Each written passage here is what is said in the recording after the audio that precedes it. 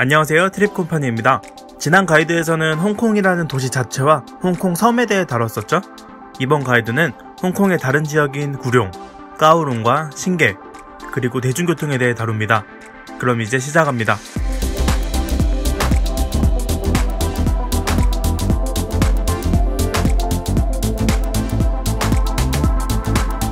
구룡반도는 홍콩섬을 향해 튀어나온 반도입니다.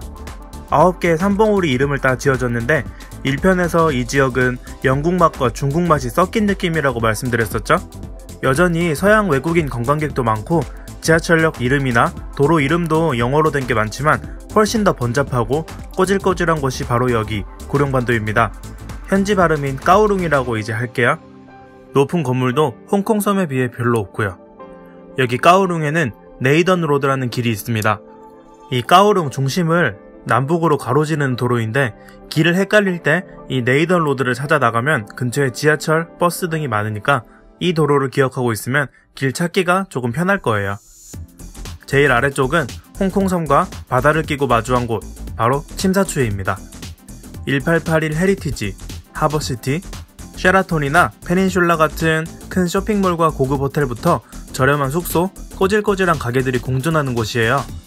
바닷가에 접한 장소, 스타의 거리나 스타의 정원, 홍콩 문화중심이나 하버시티에서는 맞은편 홍콩섬에서 진행되는 심포니 오브 라이트를 구경할 수도 있습니다.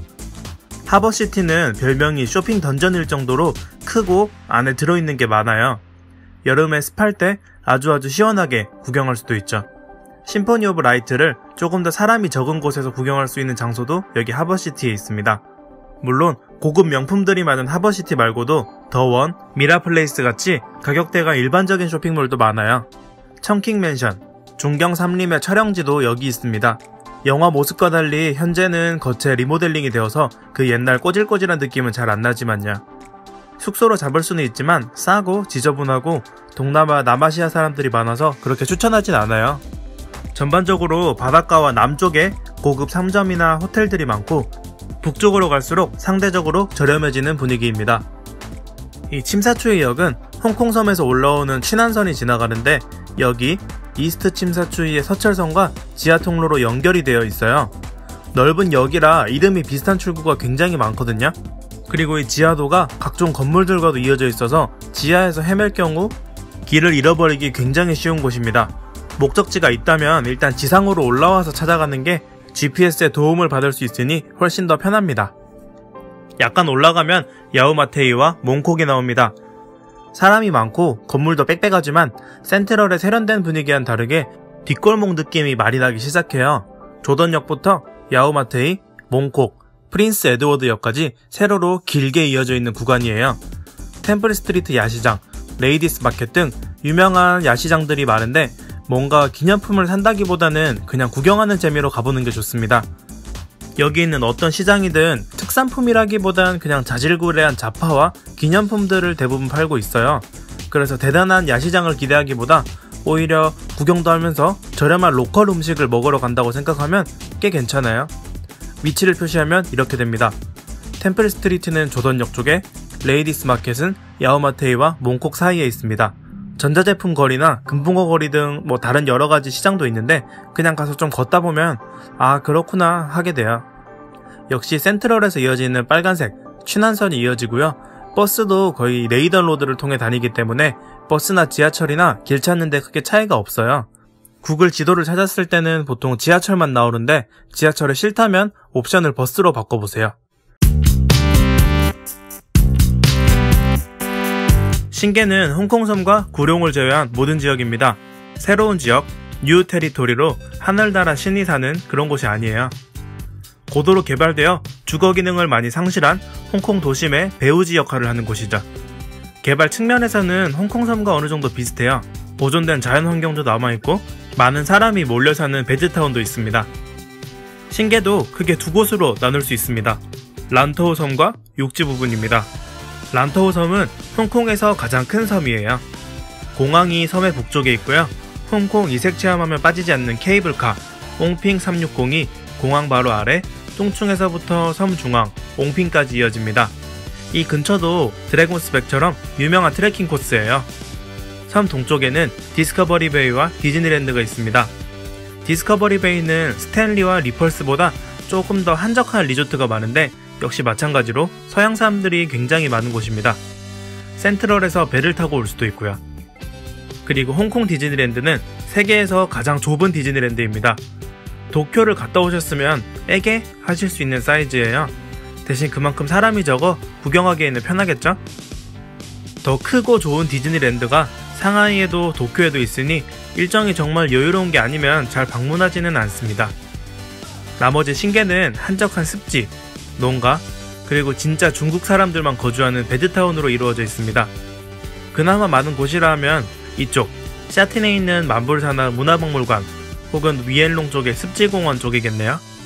4일 미만의 일정이면 보통 신계 쪽은 잘 가지 않아요. 하루가 남는다면 신계보다는 마카오에 당일치기를 하러 갑니다.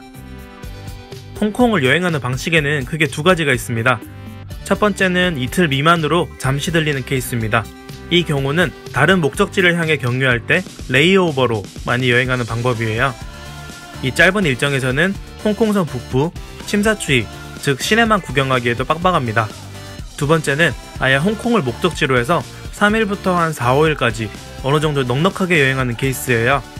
이 경우에는 홍콩 시내뿐만 아니라 주변 마카오까지 같이 구경하는 분이 많습니다.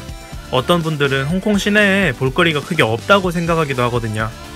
홍콩에 왔는데 도시가 내 취향이랑 조금 안 맞다. 그러면 즉흥적으로 홍콩섬 남부 해변이나 각종 트레킹 일정을 추구하는 것도 고려해보세요. 도시와 자연 두 가지가 공존하는 게 홍콩의 장점이니까요.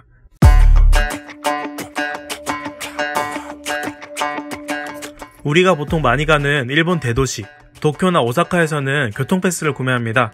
교통요금이 좀 비싸야죠.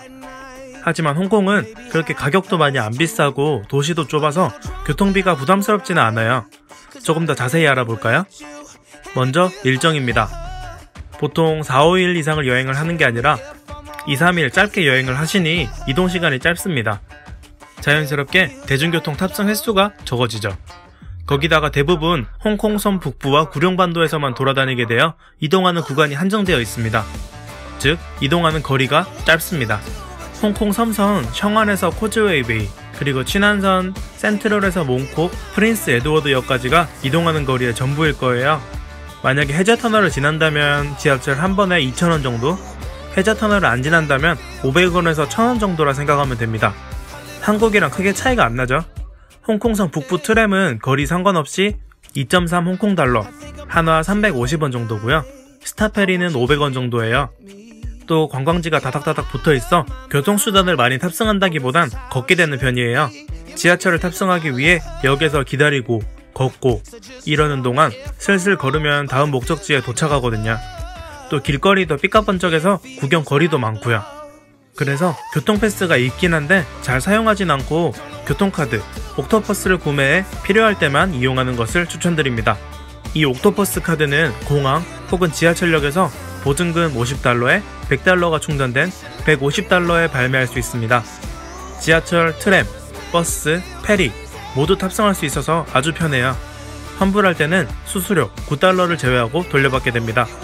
옥토퍼스 카드는 공항 이동편과 같이 다른 영상에서 다루도록 하겠습니다. 지금은 교통패스인 옥토퍼스 카드를 발매해야 이동하기 편하다는 것만 기억해두세요. 또 한 가지 재밌는 교통수단이 있는데요. 바로 빅버스 투어입니다. 이 투어는 서울이나 부산에서 볼 수 있는 그냥 시티투어 버스라 보시면 돼요. 여러 여행 프로에서 말이 나왔었죠? 뚜껑이 열린 2층 버스입니다. 일정 시간 동안 그 노선을 도는 빅버스를 무제한으로 탑승할 수 있고 또 각 노선은 유명 관광지마다 정거장이 있습니다. 노선은 총 4개, 주간 라인 3개와 야간 라인 하나입니다.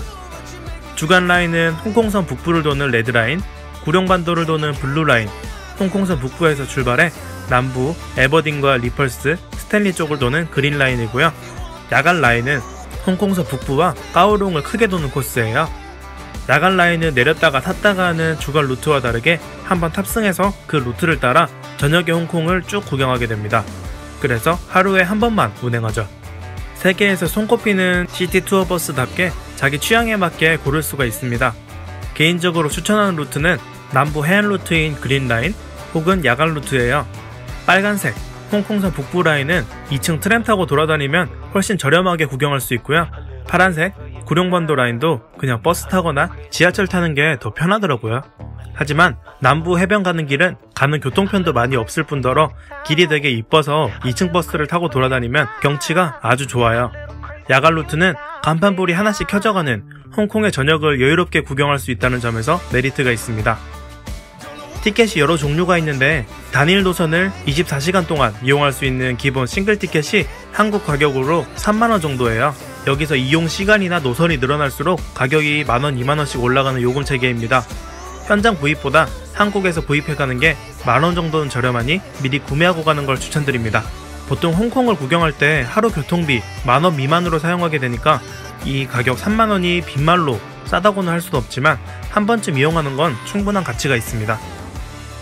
여기까지 트립컴퍼니 홍콩 여행 가이드 2편입니다. 도움이 되셨다면 좋아요와 구독 눌러주세요. 댓글은 가이드 제작에 큰 도움이 됩니다. 감사합니다. 즐거운 홍콩 되세요.